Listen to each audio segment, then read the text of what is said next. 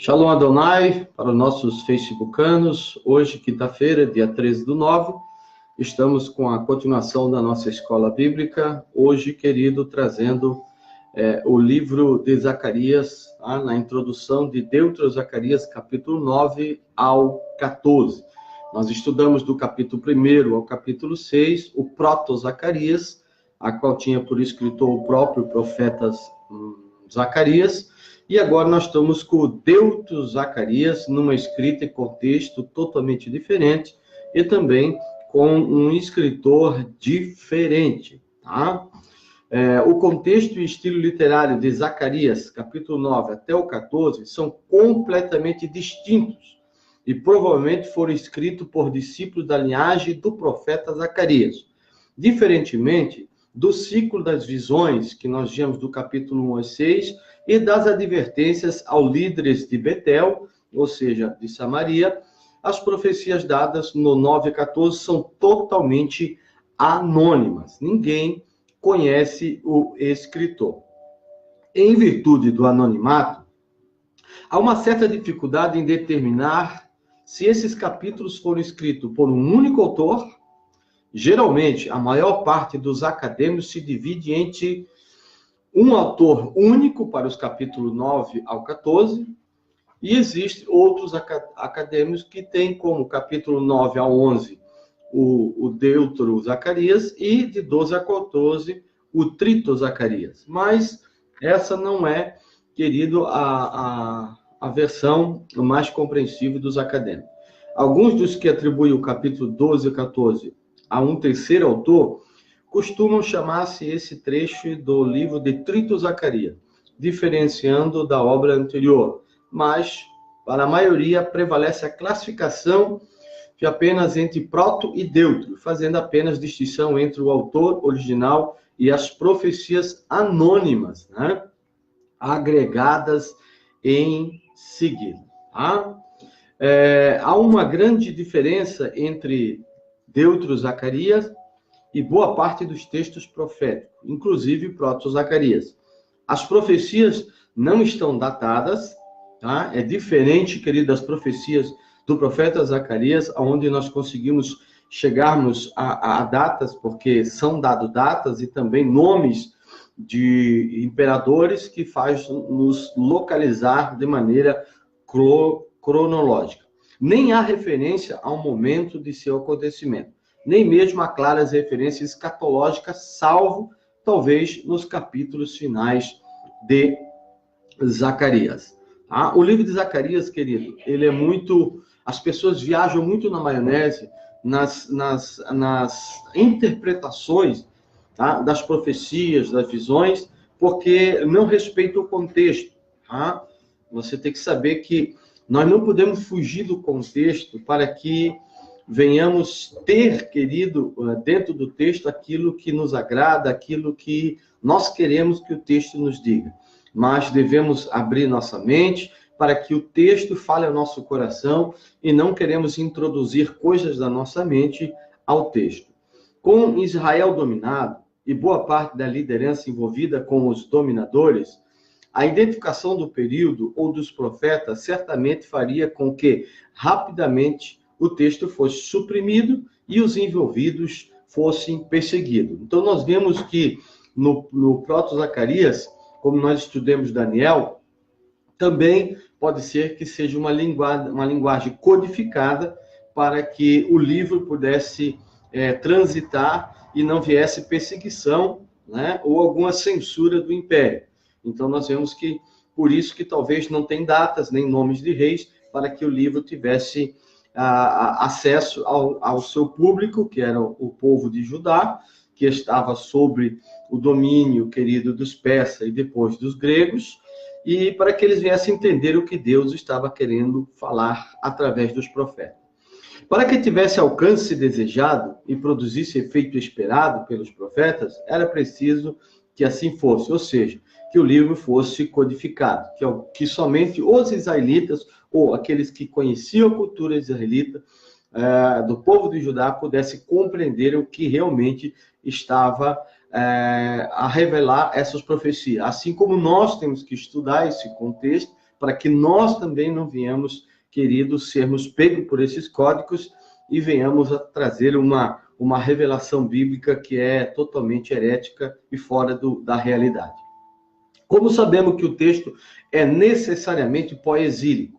Quando olhamos para os elementos internos do texto e suas fortes críticas à liderança de Israel, fica nítido, ou seja, a liderança de Judá, fica nítido qual o período em que os autores se referem. Além disso, queridos, há uma referência que não pode ser desprezada, que diz: porque curvei Judá para mim, enchi com Efraim o arco, suscitarei os teus filhos, ó Sião, contra os teus filhos, ó Grécia, e por-te-ei, ó Sião, como espada de um poderoso. Nós vamos ler isso no capítulo 9, verso 13. É importante, querido, nós guardar essa expressão. Ó Sião, contra teus filhos, ó Grécia. Então, nós vemos, por que isso? Porque essa expressão, ela contextualiza, querido, em que momento que o profeta está profetizando e para quem está profetizando, que era dentro do período do Império Grego, tá? E o capítulo 9, muitas vezes as pessoas querem pegar versículos isolados e jogarem para o futuro, jogarem para os fins dos tempos. Só que o contexto, ele atrai todas as profecias para o tempo contemporâneo do profeta.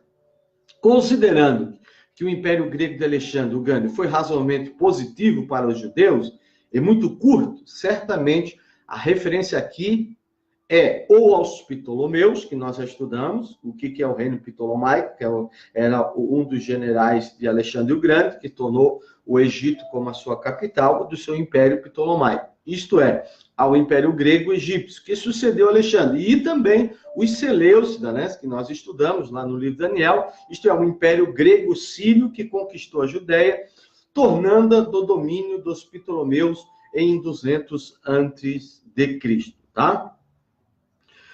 A que data a escrita de Deutero-Zacarias? Muitos acham que é do período ptolomaico, pois havia oposições desde essa época. E foi quando a cultura do helenismo começou a ser disseminada em Israel. Porém, há outra segunda interpretação. Então, vai ficar entre esses dois impérios, tá? Que foi escrito o livro de Zacarias. Uns acham que foi no período ptolomaico, outros acham que foi no período ali no começo da revolta de Macabeus com o Antíoco Epifânio, tá? O Tiquinho, como vocês devem, tá? Os conflitos entre Seleucidas e judeus começou em cerca de quando? 178, antes da Era Comum. Como não há referência em Zacarias à vitória dos Macabeus, podemos afirmar com confiança que pelo menos o capítulo 9 a 11 foram escritos entre 178 a 160 a.C. Então, nós não podemos pegar nenhum tipo de profecia, tá, desse período e querer lançar para o futuro, porque todo o contexto ele atrai para si, tá, todas as profecias para o tempo contemporâneo do profeta. Sabemos que as cópias mais antigas de Deutero-Zacarias foram encontradas nas cavernas de Qumran, tá? Não o texto original, que não existe, mas uma cópia, tá? Que está no livro 4, na caverna 12A, e que datam de aproximadamente 150 a 125 antes da Era Comum. Então, nós sabemos que, por essa razão, por essa razão, há quem considere que Deutero-Zacarias teria sido escrito entre o início do conflito com os Seleucidas e o começo da revolta dos Macabeus. Essa é a opinião do autor, tá? Essa é a minha opinião também, quando nós temos essa descoberta nas cavernas de Qumran, que trazem uma iluminação para a nossa cronologia de quando que Zacarias começou, o capítulo 9 começou a transitar como profecia para o povo de Judá, que estava sobre a perseguição do Império Seleucida, tá? Vamos ver o contexto histórico, tá? Deutero-Zacarias tem como panorama histórico os conflitos geopolíticos à época da denominação Seleucida, quando eu falo dominação Seleucida, com os últimos capítulos fazendo referências escatológicas. Então, nós vamos dizer que o capítulo 12 e o capítulo até o 14 estão falando dos fins dos tempos, estão falando da profecia sobre a era messiânica, a era de paz que os israelitas eles esperam. A Judéia permanece como província da Pérsia por pouco mais de 200 anos, até 332. Tá? No primeiro momento, a província de José foi governada por um Perá, tá? Um governador, a princípio da dinastia davídica. Posteriormente, passou a ser governada por sacerdote. Então, quando houve, né, no capítulo 1, nós vemos que Perá vem de uma palavra, por isso que sabemos que é do período dos persas, que Perá é uma palavra persa, e que Ciro havia liberado para que os israelitas voltassem para sua terra e com Dario eles pudessem reconstruir o templo. Então, esse governador, você já sabe que ele é Zorobabel, que trabalhava junto com o líder religioso que se chamava Josué, o sacerdote, a qual, né, Satã, os seus adversários, Tobias, os Sanbalate, os Gesem, os samaritanos, os persas e outros povos que eram ali o Satã deles que perseguiam eles. Tá? Em 332, Alexandre o Grande conquista a província da Judéia. Tá? Em 323, Alexandre o Grande morre prematuramente e seu reino é dividido entre seus generais. Tá? Em 305, Ptolomeu I funda o reino ptolomaico do Egito, que detém o domínio da Judéia até 200 a.C. Tá? Em 305, tá? E 200 antes da Era Comum, Deutero-Zacarias é escrito segundo a hipótese cronológica mais antiga. Em 200, Antíoco III assume o controle da região da Judéia, que ficaria sob o domínio dos Seleucidas, até 160, quando veio a vitória dos Macabeus. Em 178, começam as relações conflituosas entre judeus e seleucidas, que se agravaria com o Antíoco Epifânio IV e o Tiquim, né, que foi lá e pilhou Israel e colocou deuses gregos lá, e sacrifício de porcos, e praticamente destruiu os altares e impedia que o povo de Israel adorasse a Deus, a ponto que os sacerdotes tiveram que fugir do templo, né? Tiveram que fugir de Jerusalém e se esconderem para não serem mortos. Em 167 a 160 ocorre a revolta dos Macabeus, que vocês sabem qual é. Qual é a revolta de Macabeus? Com Judas Macabeus, começa com o seu pai, depois eles começam com um grupo pequeno, vão indo de sacerdotes. Tá? E Judas Macabeu, conhecido como Macabeus o Martelo, Judas o Martelo, então começa essa guerra, tá? Que vai até a dominação dos Macabeus em 160 a.C. Tá? Proto-Zacarias e Deutero-Zacarias, há uma mudança dramática na temática de Deutero-Zacarias quando comparado com Proto-Zacarias. Tá? Então, o capítulo 1 até o 8, ele é muito diferente do capítulo 9 ao 14. Ele é totalmente diferente. Ele tem uma mudança radical. Tá? Nós vemos que no primeiro, 1 e 6, nós vemos que é um período, é uma época. E do capítulo 9 ao 14 é uma outra época. Por quê? Porque do capítulo 1 até o capítulo número 8, nós vemos que Zacarias, ele incentivava os líderes. Ele motivava os líderes, como Zorobabel, e ele incentivava o povo a reconstruir o templo. Quando nós vemos aqui o proto-Zacarias, nós já vemos que já passou muito tempo em que o templo havia sido construído. E o povo estava agora fazendo besteira. Já havia ido por ralo, tá? Toda aquela restauração que houve com Judas Macabeus, tá? Foi por ralo. Por quê? Porque a dinastia Hasmonita, ou dos Hasmoneus, que é a dinastia dos sacerdotes, começaram a fazer besteira. Tá vendo? Preste atenção. Proto-Zacarias se referia a um período imediatamente posterior ao retorno do exílio babilônico. E traz uma mensagem bastante positiva em relação a quê? A nascente liderança judaica, estimulando o povo a unir-se a ela, ou seja, se unindo a Zorobabel e a Josué, em prol da reconstrução do templo e do restabelecimento de Jerusalém como capital de Israel. Na esperança, não capital de Israel, capital de Judá, na esperança de uma era de paz e posterior reunificação de Israel. Tá? E aí, através de Judá, pudesse haver a reunificação dos dois povos, que era Israel no norte, capital Samaria, e Judá, capital Jerusalém, buscando a face do Eterno.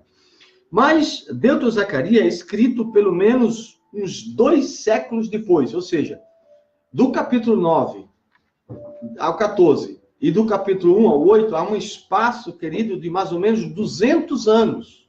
Tá? De 200 anos.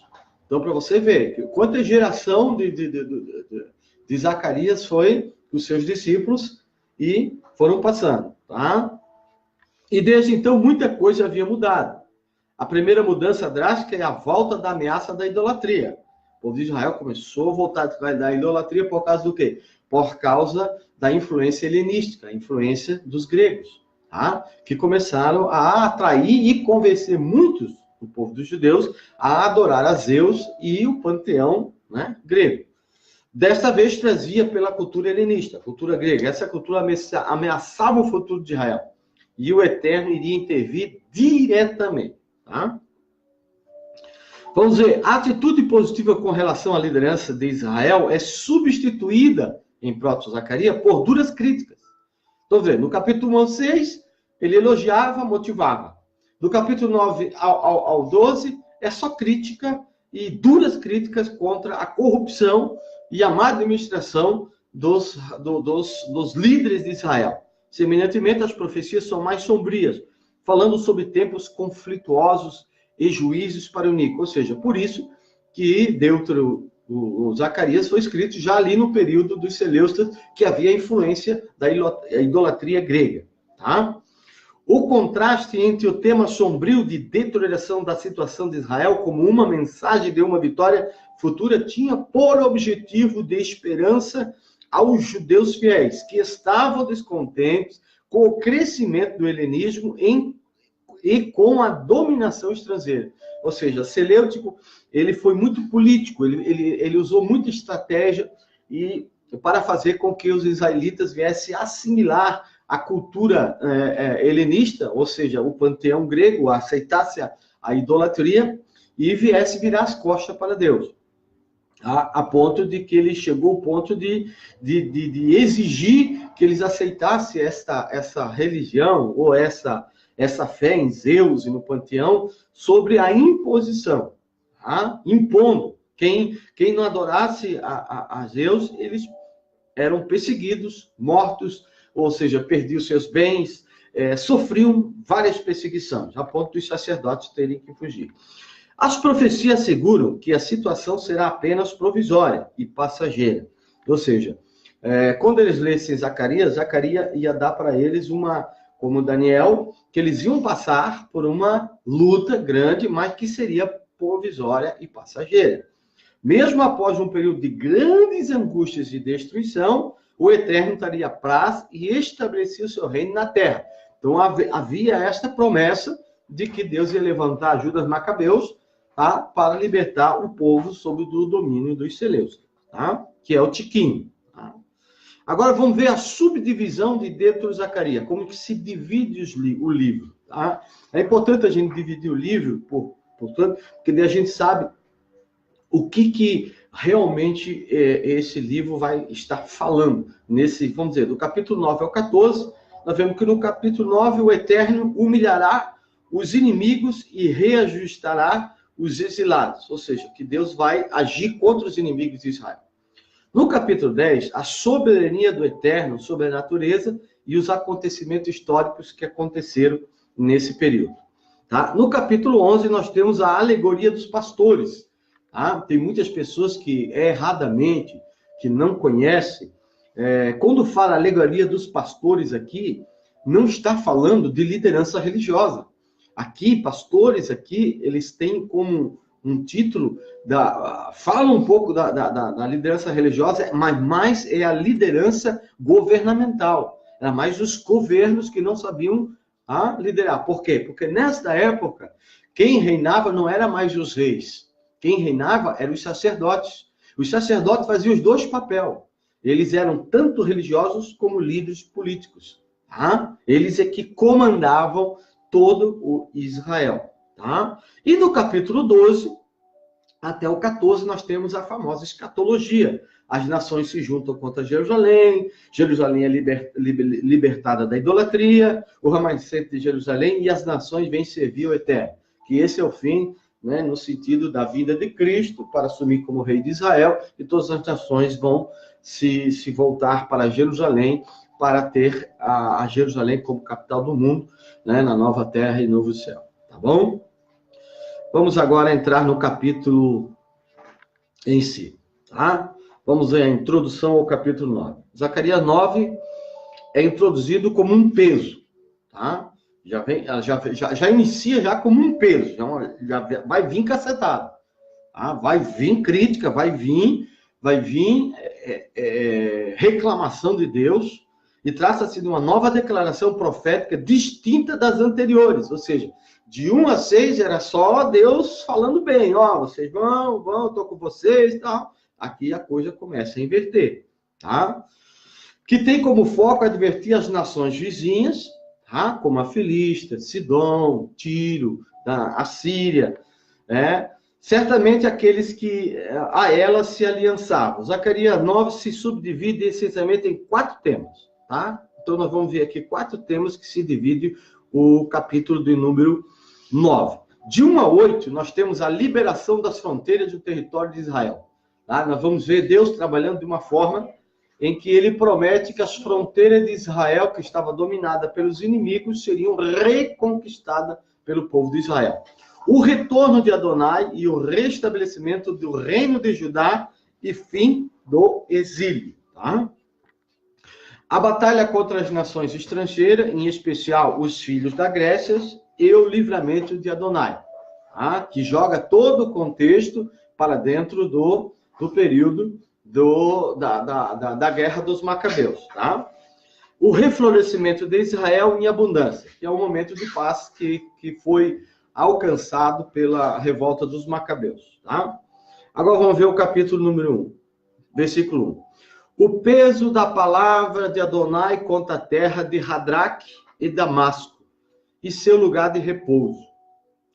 Porque Adonai pertence à fonte de Aram e todas as tribos de Israel.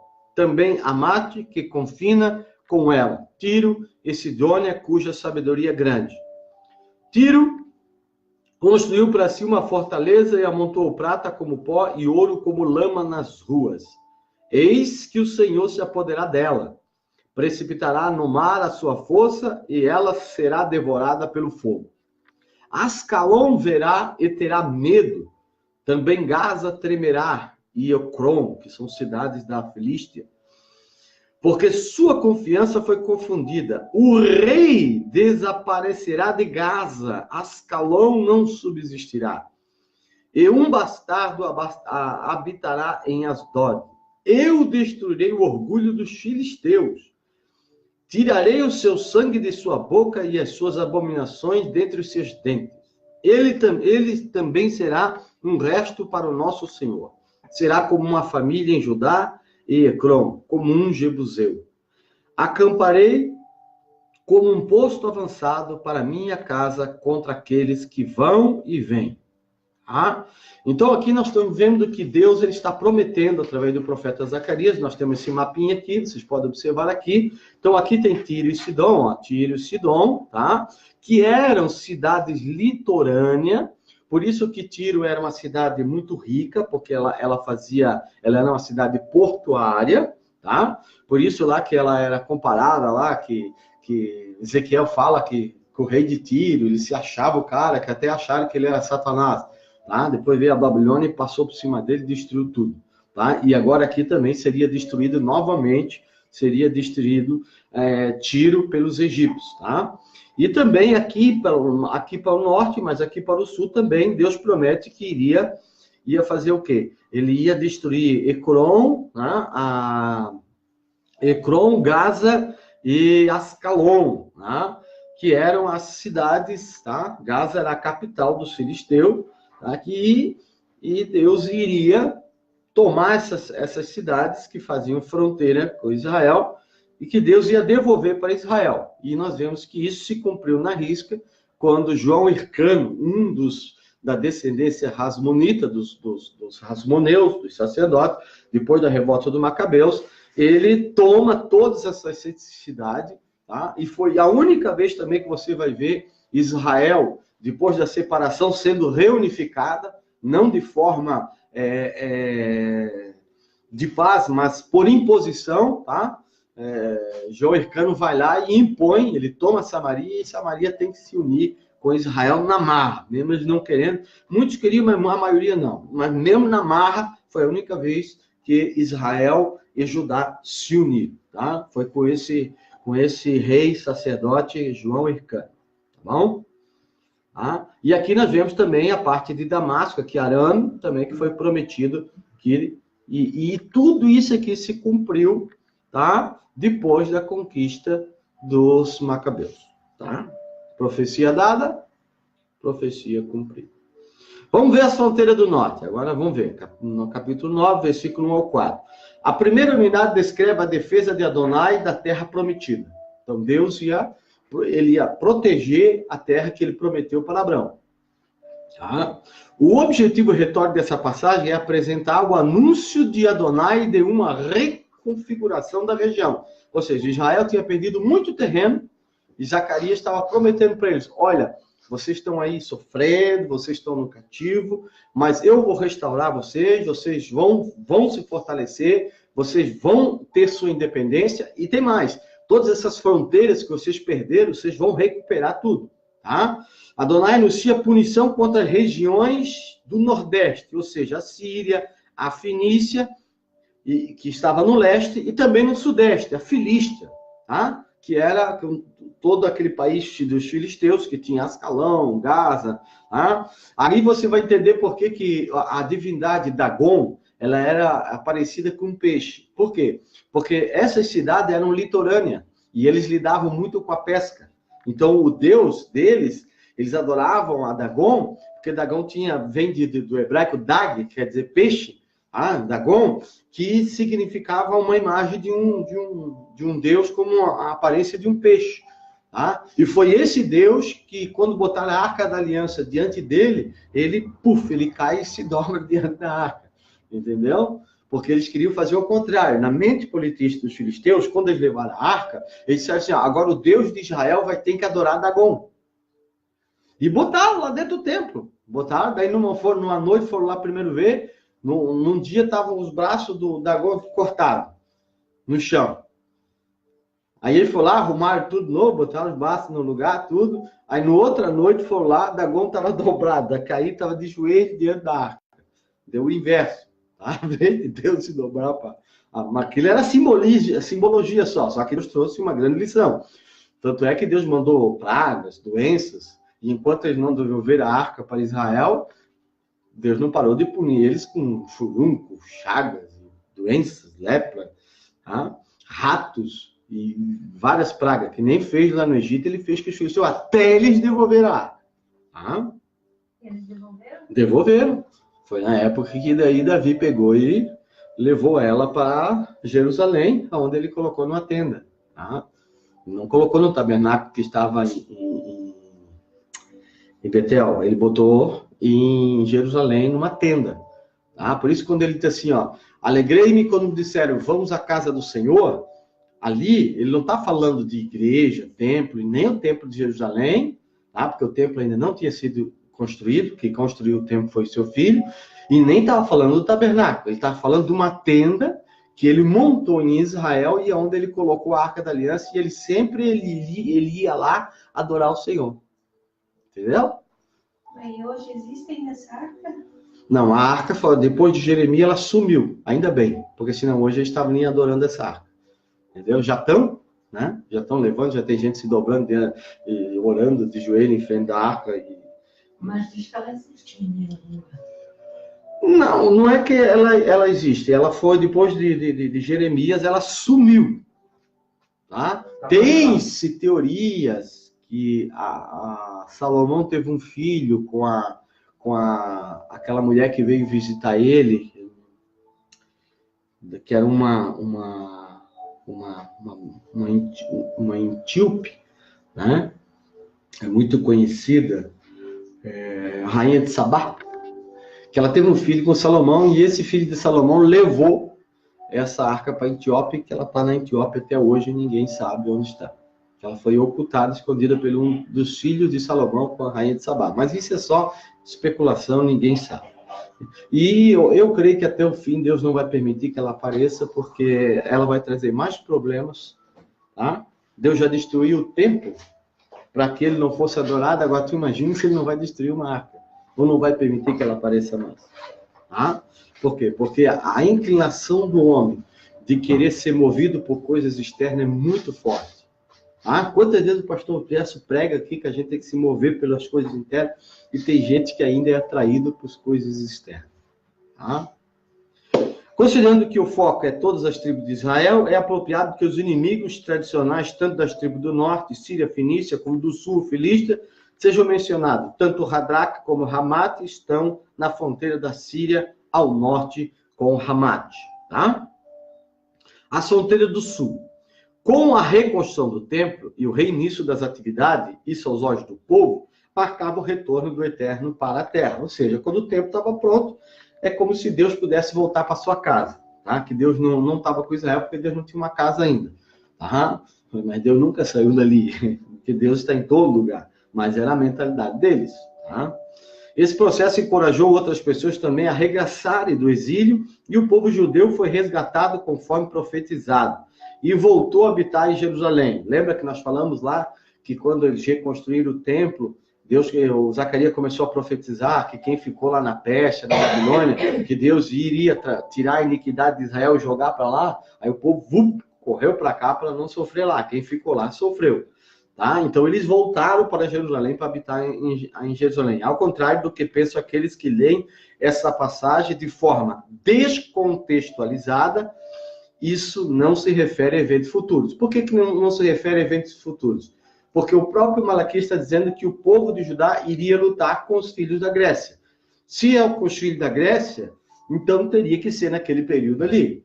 Porque depois da Grécia não houve outro império da Grécia. Não existiu outro império da Grécia. Depois veio Roma, e Roma se diluiu e acabou-se o seu império. Tá? Então, a pessoa pode até desejar que seja para o futuro, mas não é.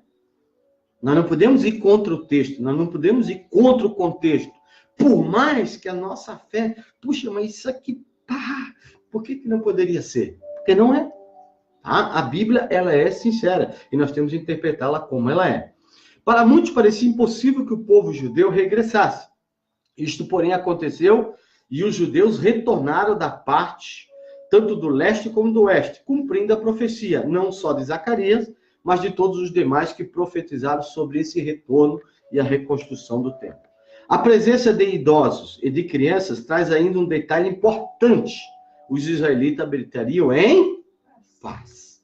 Tá? Eles habitariam em paz, e isso se cumpriu? Se cumpriu. Reconstruíram o templo e houve um período de paz. Mas depois começaram a degringolar de novo, né? Porque o que mais o povo de Israel fez é fazer tudo certo e depois pegar e, quando está tudo limpinho, tudo certinho, eles ir lá e sujar de novo. Fazer tudo errado de novo. A queda de Tiro. O rei de Tiro, muito conhecido por alguns como Satã, né? Satã não existe. O rei de Tiro é o rei de Tiro mesmo. Na época da divisão do reino da Grécia, de Alexandre o Grande, Tiro passou por períodos conturbados. Primeiramente, após a morte de Alexandre o Grande, em 323, foi atribuída ao general Laomedon, porém, viria a ser tomada por Ptolomeu pouco depois, em 320 antes da Era Comum. Contudo, as guerras entre Seleutas e Ptolomeu afetou diretamente a cidade em 315. Antígono, o macedônio, situou a cidade, que sucumbiu sob seu poder. Ptolomeu continuou, contudo, a alegar a posse da cidade. Em 290, ele recapturou a cidade, que permaneceu sob o poder ptolomaico até a Quinta Guerra Síria, em 202 a 195, quando o rei Seleucida, Antíoco III, expulsou os ptolomeus, tomando a cidade para si. É provável que a profecia se refira a um desses momentos conturbados, no que Tiro sucumbiu ao poder do inimigo. As cidades filisteias. Uma das formas de datação dos acontecimentos profetizados em Zacarias 9 está no destino das cidades filisteias. Isso se cumpriu durante o episódio da revolta dos Macabeus, que também será objeto de outros elementos desse capítulo. Os fugitivos, tá? Agora nós vamos ver aqui uma passagem de Macabeus, capítulo 1, versículo 10, 83b e 89, que diz assim: os fugitivos correram para Asdod e entraram na casa, Bet-Dagon, casa, né? O templo do seu ídolo, aí esperando salvar-se. Mas Jonas incendiou Asdod e as cidades circunvizinhas. Depois de ter tomado os despojos, e entregou às chamas o templo de Dagon com os que nele haviam buscado refúgio. Ou seja, foram se refugiar na casa do Deus, aí esse Jonas, que é da descendência de Judas Macabeu, foi lá e tacou fogo com eles dentro de tudo. Tá? Matou, chegou cerca de 80 mil total dos que pereceram na espada ou foram consumidos pelo fogo. Tá? Eles estavam lutando, tá? O exército viu que ia perder, eles pegaram e tentaram usar a fé deles. Se esconderam dentro do templo de Dagon. Aí Jonas foi lá, cercou o templo e tacou fogo e queimou eles tudo dentro. Mas era muito grande esse templo, 80 mil. Não, 80 mil entre os que caíram a espada e foram mortos com fogo. Tá? Vamos dizer que se fosse 30 mil que fosse entrar dentro do templo, menos da metade. Aqui pode ser até que, às vezes, quando vê essas 80 mil, às vezes o escritor ele pode fazer uma hipérbole, né? Para dizer que a vitória foi muito grande. Tá? Hipérbole existe na Bíblia. Tá? Nunca é uma coisa exata. Tá? Isso aí tu tens que entender que é exato. Mais da metade. Mas foi bastante gente. Tem que dizer assim, morreu muita gente. A seguir, o que Jonatas fez? Ele voltou para Jerusalém, junto com os que estavam com ele, carregado de imensos despojos. Ora, quando o rei Alexandre veio a saber desses fatos, quis honrar Jonatas ainda mais. De fato, mandou-lhe fivela de ouro, dessas que é costume conceder aos parentes dos reis, e entregou-lhe a propriedade Ecrom como todo o seu território. Ou seja, tomaram tudo ali, tá bom? Então partiu, aqui tem mais um Macabeus 11, 60, 62, tá? Primeiro Macabeus diz: então partiu Jonatas, pondo-se a percorrer a região do além do rio, com as suas cidades, e todo o exército da Síria se reuniu em torno dele para auxiliá-lo nos combates.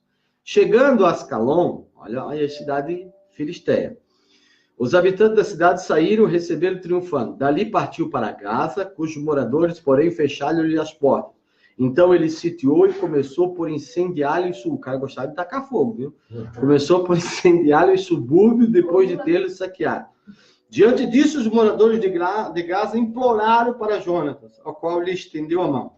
Tomou, porém, o filho dos seus chefes como reféns e o expediu para Jerusalém. Que era o costume, quando você tomava uma coisa, ele foi lá, pegou o prefeito da cidade, os filhos, tá? Que eram colocados por linhagem, por descendência, e levou o cativo para Jerusalém. Para quê? Para que não houvesse insurgência. Tá?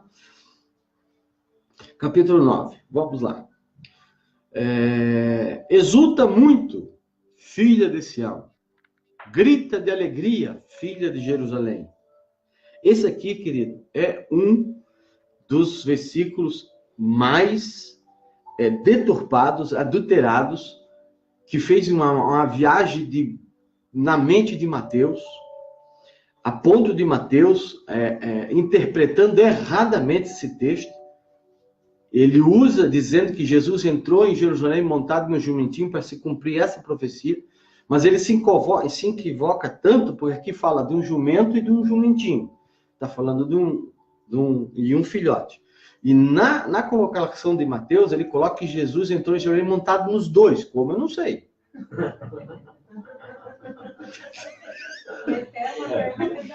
É só você ler. É incrível o que Mateus fez. O maior milagre do jumentinho não foi Jesus entrar no jumentinho. Foi Jesus montar nos dois, na mesma hora. Ele foi até na metade de uma e não cansou, ele pegou. Não, é que ele... Não, sabe o que é isso? Forçar o texto para que o texto se associe a uma profecia que não existe. Jesus Ele entrou em Jerusalém montado no jumentinho. Mas quantas pessoas não entraram montadas no jumentinho em Jerusalém? Então, todos eles que entraram eram Messias. Era normal, todo mundo entra e sai de jumento e gente. Agora você vai entender o que significa essa profecia. Passando no cabelo. Isso. Tá. Aí você vai entender. Primeiro, o contexto absorve tudo para si porque está dentro do contexto contemporâneo. Então, isso aqui, esse rei aqui, se ele tinha que aparecer, tinha que ser no período dos gregos, dos Seleucidas, dos Ptolomaicos. Não na época de Jesus. Porque o contexto está dizendo que essa guerra aconteceria com os filhos da Grécia, não com os filhos de Roma. Então é impossível isso aqui se encaixar na declaração de Mateus. Mateus ali viajou na maionese. Diz assim: exulta muito, filha de Sião, grita de alegria, filha de Jerusalém. Eis que o teu rei vem a ti. Ele é justo e vitorioso, humilde, montado sobre o jumento, sobre o jumentinho, filho da jumenta.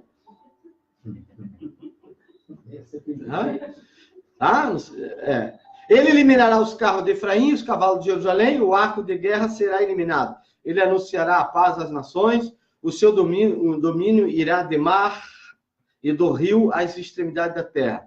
Quanto a ti, pelo sangue da tua aliança, libertei os teus cativos da cisterna, onde não há água. Voltai para a fortaleza, cativos da esperança. Hoje mesmo eu os declaro. Eu te restituirei o dobro, porque eu restezo para mim Judá, como arco com Efraim, e sustentarei os teus filhos, Sião, contra os filhos da Grécia.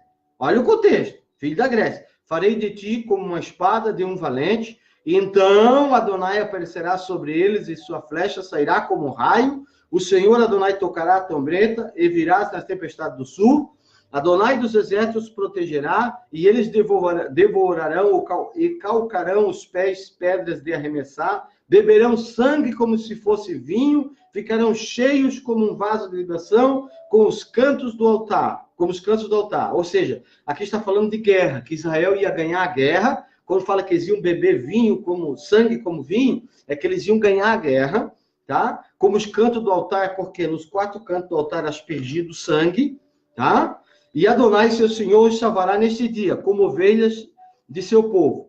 Sim, como pedras de um diadema que brilham em sua terra. Que riqueza, que beleza sua. O trigo fará crescer os jovens e o mosto as virgens. Vossos coração, não amei juramento falso, porque tudo isso odeio o oráculo de Adonai. Tá? Vamos ver aqui o que significa esse jumentinho. Tá? Esse trecho, ele é um trecho, ele não é literal. Por quê? Porque tudo ali que está sendo falado tá? Em linguagem figurada. Está falando de beber sangue como vinho, né? Os cavalos. Então nós tínhamos que matar cavalo, nós tínhamos que beber sangue. Não é literal.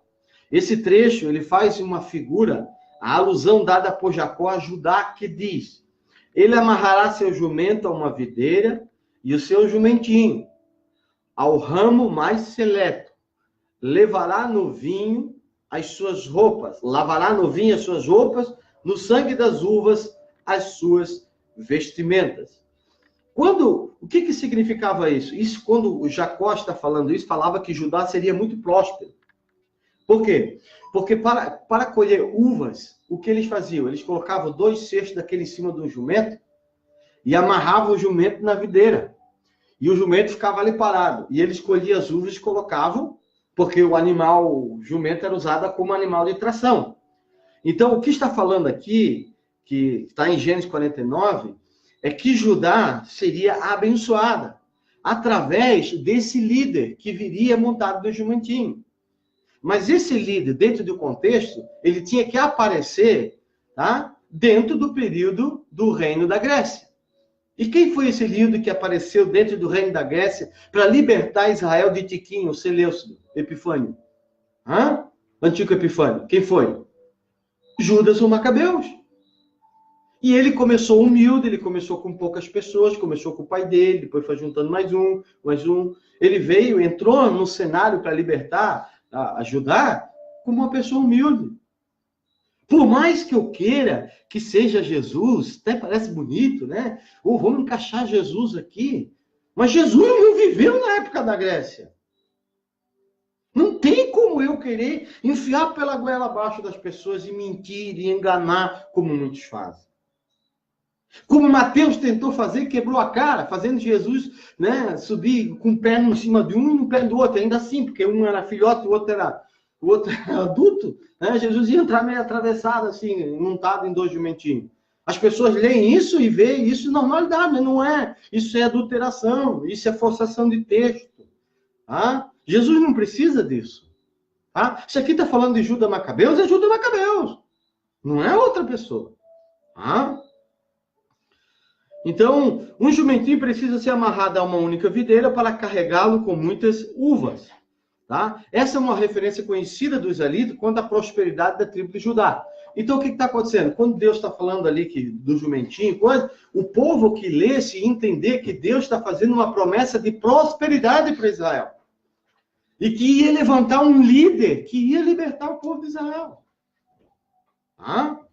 O rei guerreiro teria origem humilde, mas ao mesmo tempo viria sobre uma promessa de prosperidade. Em outras palavras, o princípio do restabelecimento do reino de Judá viria em simplicidade, mas o seu destino seria grandioso em termos prósperos. E foi o que aconteceu. O povo de Israel, depois que teve a vitória com Macabeus, foi bênção, muita bênção. Depois degringolou de novo, mas eles tiveram a sua libertação. Se cumpriu a promessa. Vamos ver a identidade desse rei, que não é Jesus. Quando observamos o versículo 13, percebemos que ele se refere a um combate aos filhos da Grécia, numa época em que, inclusive, algumas nações vizinhas a Israel ainda existiam, tal como os filisteus. Hoje não existem. Roma, depois que Roma assumiu, as filisteus sumiram. Pelo próprio contexto de Zacarias, observemos que essa é uma referência ao combate às nações helenistas, que desde Alexandre o Grande haviam dominado Israel. Em suma, o Império Grego, o Reino Ptolomaico, grego-egípcio, e o Império Seleucida, grego-sírio. Os conflitos envolvendo Israel e as nações gregas, necessariamente, data de 332 antes da Era Comum, quando Alexandre o Grande conquista a província da Judéia, até no máximo 113, antes de Cristo, quando João Hircano conquistou os últimos territórios do moribundo Império Seleucida. João Hircano acabou com os Seleucidas. Começou com os Macabeus e João Hircano acabou. E esse mesmo João Hircano foi lá, invadiu Samaria e disse: agora vocês vão servir a Deus em Jerusalém, e se não, vão levar pau. Entendeu? Ele fez por imposição. Ele tomou Samaria. E é assim, querido, que a coisa acontece. Então, não adianta nós querer colocar Jesus aqui, que esse rei, ele já se levantou no período da guerra contra os filhos da Grécia, e tudo que você tentar agregar, tudo que você tentar colocar, tudo que você tentar botar é coisas humanas. Não é o que a Bíblia revela. Vamos dar só mais uma pincelada no capítulo 10. Vamos ver a sua introdução do capítulo 10. Que agora começa assim. O capítulo 10 se divide em 3 partes. Primeiro, a advertência contra a idolatria promovida pelos líderes de Judá. A idolatria pelos líderes de Judá. Ou seja, você sabe que quando houve o Império Seleucida, ali muitos líderes, até mesmo sacerdotes, se aliaram ao politeísmo e o helenismo. Segundo, 3b a 5, versículos. Vitória do Eterno contra os opressores do povo de Judá, com Judas Macabeus. O resgate e o restabelecimento das tribos do norte de Efraim, aonde que Quando você vê tribo do norte, Samaria e Efraim, por que Efraim? Efraim, você tem que entender uma coisa. Quantas tribos tinha Israel? 12. 12. Tá? Mas na realidade, elas são 13. Só que como uma era levita, sai fora, ficou 12. Por quê? Porque quando os irmãos de José, eles vêm de Judéia e José vai para o Egito, tá? Jacó, para compensar o que os irmãos fizeram com ele, Jacó, então, abençoou e dividiu a sua herança com Efraim e Manassés, que eram os 2 filhos de José. Entenderam? Então, hoje, quando você vê a tribo de Manassés e a tribo de Efraim, eles são e tomaram terras, quando entraram na terra prometida, por causa de José. E por causa que Jacó, ele, para compensar o que os irmãos fizeram com ele, Jacó abençoou os seus netos. Tá? Então, se formos somar todas as tribos de Israel, são 13. Se você colocar as levitas junto, são 13. Tá? Mas como a levita não herdou terras, tá? Ficou como uma tribo de sacerdotes. Tá? Agora você vai entender por que Efraim. E Efraim, ele foi, tá? a tribo que saiu Jeroboão, que foi o que fez a revolta contra Roboão, onde se dividiu o reino de Israel entre o reino do norte e o reino do sul. Então, Efraim se tornou a descendência, tá? daqueles que tomariam o reino do norte. E Judá ficaria os que tomaria o reino do sul. Entendeu? Então, quando nós lemos Efraim, povo do norte, Samaria, nós estamos falando do reino do norte. Efraim está falando da liderança do reino do norte. Samaria, capital do reino do norte. Tá? E Israel, como também conhecida, por isso que você vai ver, nos profetas, às vezes você lê e você não sabe, às vezes está falando de Israel, mas não está falando do todo Israel, está falando de Israel só o reino do norte. E muitas vezes os profetas estão profetizando só para Judá, que é o reino do sul, e não para o reino do norte. Nós vamos aprender que o próximo estudo que nós vamos fazer, tá? Depois de Joel, vai ser Oséias. E Oséias, ele faz muito isso. Ele fala o povo de Israel e de Judá. Ele separa, tá? Porque ele profetizou exclusivamente para o povo do norte. Tá? Oséias. Diz assim, vamos ler a primeira parte. Diz assim: Pedi a Adonai a chuva no tempo das chuvas tardias. E Adonai quem faz as tempestades. Ele lhes dará o aguaceiro, a cada um a erva no campo. Porque os terafins predizem a falsidade, e os adivinhos veem mentiras. Os sonhos falam coisas sem fundamento, e consolam em vão. Por isso, partiram como ovelhas que sofrem, porque não tem pastor. Contra os pastores se inflamou a minha ira, e os bodes eu vou castigar. Vamos ver isso aqui. Pedindo chuva. A imagem da chuva com a qual essa passagem cobre todo o ciclo da chuva, desde as tempestades de outubro até as chuvas esporádicas da primavera. Tá? Então, quer dizer, então, que Israel em outubro chove bastante. Tá?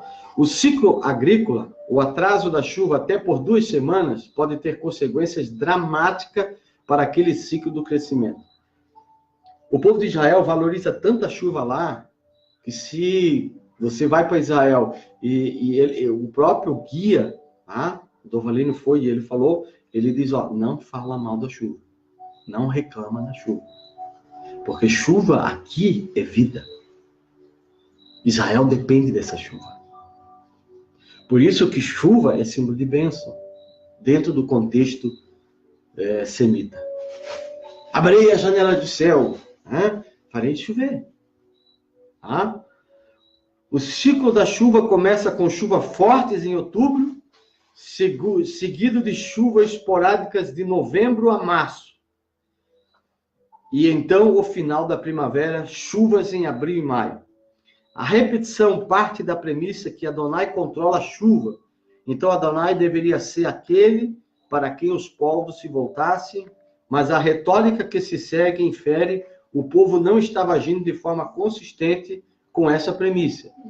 Ou seja, o povo de Israel muitas vezes pecou muito, porque eles queriam adorar a Deus, mas eles também queriam fazer uma fezinha, né?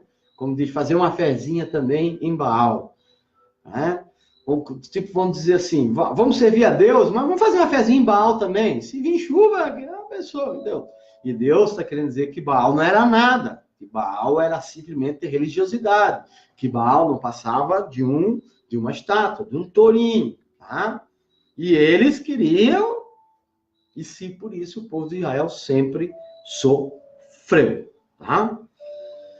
Terafim, olha o que era os terafim. Terafim era as imagenzinhas pequenininhas, viu? Essas coisinhas pequenininhas, assim, que você tem, isso é os terafim.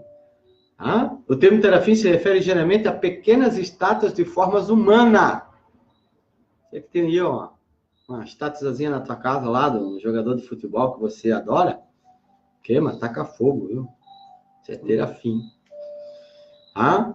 A função dos quais é debatida, mas provavelmente essas formas representam, primeiro, divindades ou figuras ancestrais para quais petições eram oferecidas. Às vezes tu faz uma imagem do seu pai, esculpida, e depois tu vai na frente do teu pai, ô pai, me ajuda, pai. Olha, eu estou aqui, pai.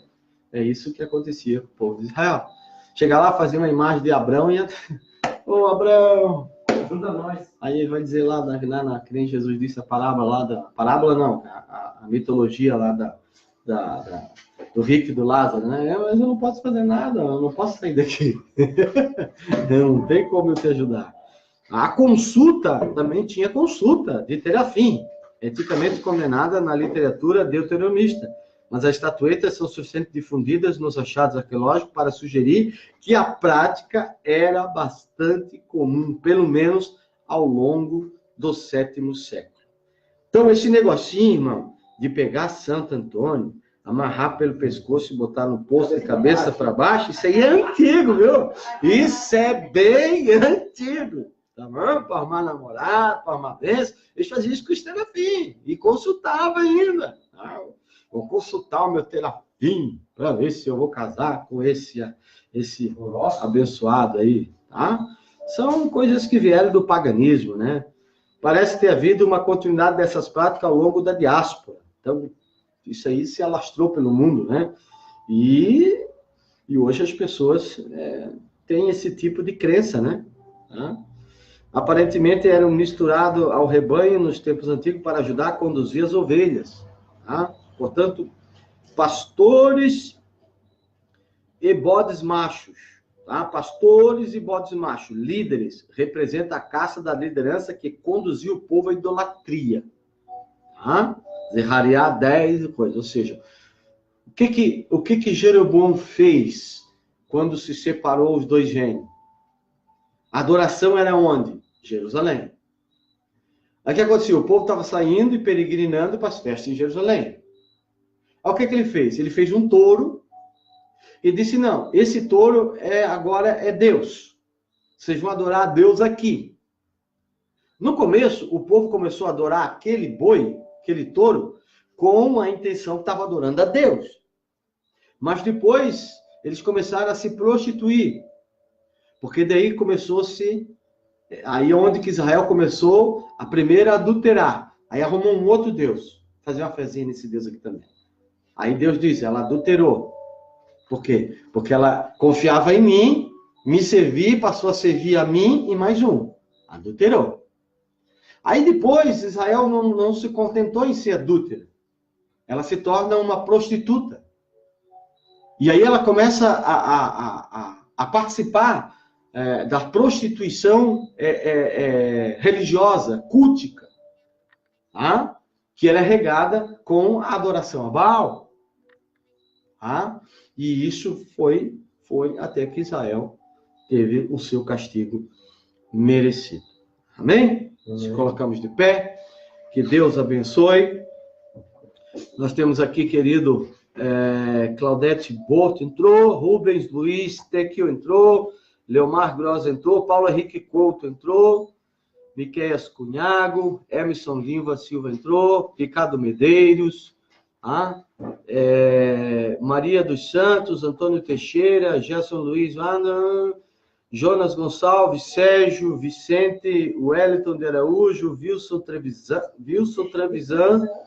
Lima Bara Edmilson entrou, Matos da Conceição, Flor entrou, que nosso prefeito, Deus abençoe, cubra sempre com a graça, que Deus sempre lhe abençoe. Bruna Biondo e Massaia entrou, Azevedo Eleni Moraes, Zerrari Ferreira entrou, que Deus abençoe. Aí, irmãos, até o nosso prefeito aí está admirando nossos estudos aí. Que Deus abençoe e continue assim, prefeito. Sempre uma bênção para a nossa cidade. Amém? Deus abençoe a todos.